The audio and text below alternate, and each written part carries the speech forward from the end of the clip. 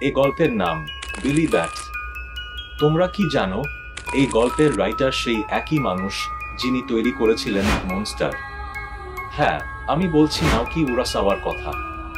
একজন লেখক যিনি সাইকোপ্যাথ আর সবচেয়ে ভয়ঙ্কর মাস্টারমাইন্ড তৈরি করার জন্য বিখ্যাত। তার গল্পগুলো শুধু গল্প না, বরং মানসিক দুঃস্বপ্নের মতো। বিলি ব্যাট সেই ধাঁধা যেখানে তুমি বাস্তব আর কল্পনার পার্থক্য ভুলে যাবে। বিলি ব্যাট সেই রহস্যময় বাদুড় যার চিহ্ন পাওয়া গেছে পৃথিবীর নানা প্রান্তে, প্রাচীন গুহা থেকে শুরু করে আধুনিক শহরের দেয়ালে। কারা এঁকেছে এই চিহ্ন? আর কেন এই চিহ্নের পিছনে অদ্ভুত মৃত্যু আর পাগলামি জড়িয়ে আছে? চলো ঢুকে পড়ি সেই অজানা আর ভয়ঙ্কর দুনিয়ায়।